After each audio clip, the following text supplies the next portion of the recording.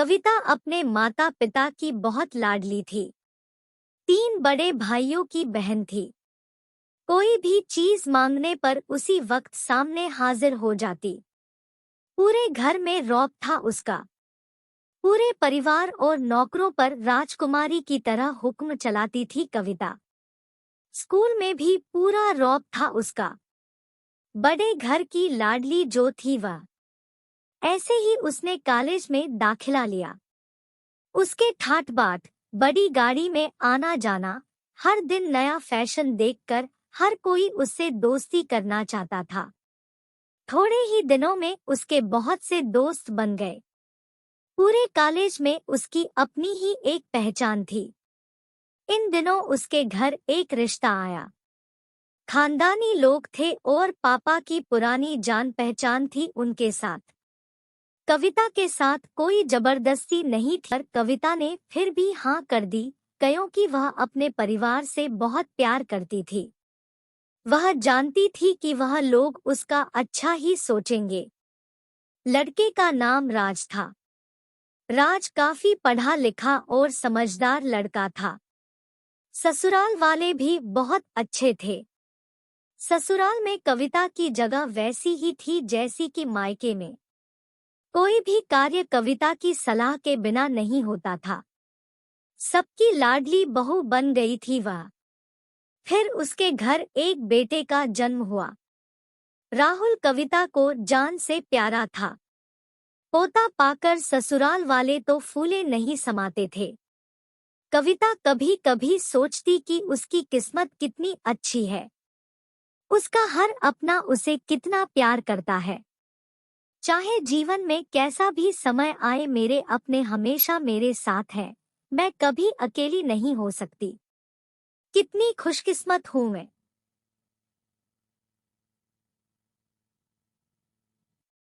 पर शायद कविता की खुशियों को उसकी अपनी ही नजर लग गई थी। एक दिन वह मायके जाने की जिद कर बैठी। राज को बहुत काम था, लेकिन वह फिर भी उसे ले गया। रास्ते में उनकी गाड़ी अन्य गाड़ी से टकरा गई। कविता, राज और राहुल बहुत बुरी तरह से जख्मी हो गए। काफी दिनों के इलाज के बाद राज और राहुल तो ठीक हो गए, लेकिन कविता पूरी तरह ठीक ना हो सकी।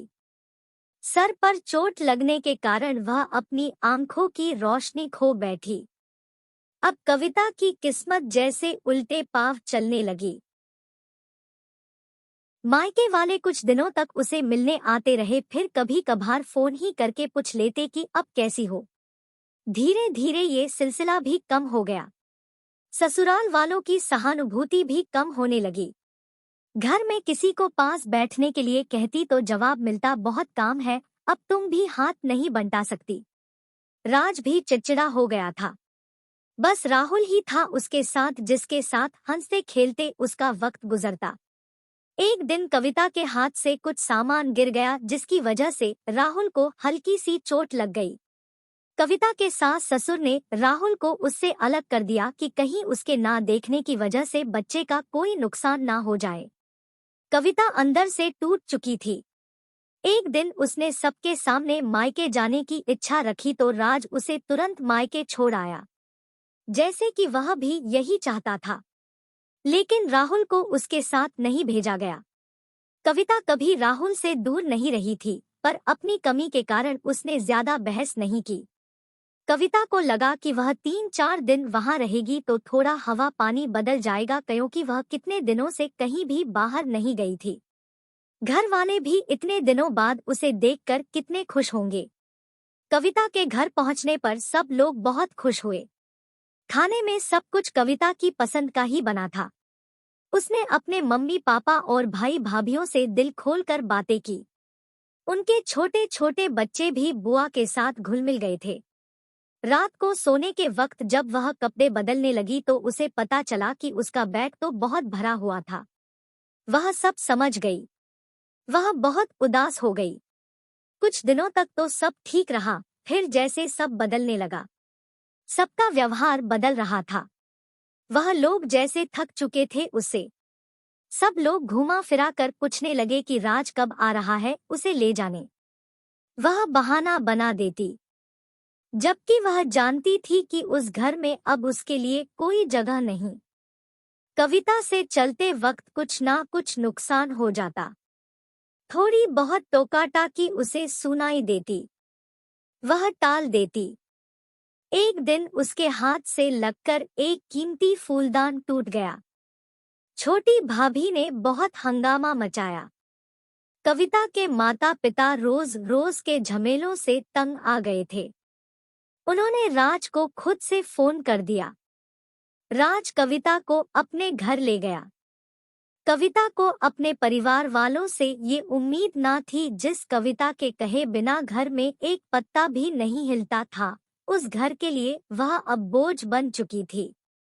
राज के साथ ससुराल आते वक्त वह बहुत खुश थी, क्योंकि वह अपने घर जा रही थी, अपने जिगर के टुकड़े राहुल के पास। परंतु यह खुशी भी कुछ पल की ही थी। सारा बंदोबस्त पहले ही किया हुआ था। कविता को सीधे ऊपर वाले कमरे में पहुंचा दिया गया। राहुल से दूर रहने की सख्त चेतावनी दी गई। एक कांवाली लता को उसकी जिम्मेदारी सौंपी गई, जो उसके खाने पहनने जैसी जरूरतों का ध्यान रखती। कविता ज्यादातर चुप ही रहती। कभी कभी कांवाली लता से थोड़ा बतिया लेती। उसके जरिए राहुल का पता चल जाता। सबकी लाडली बेटी और बहू सबके लिए लाडली से बोझ बन चुकी थी।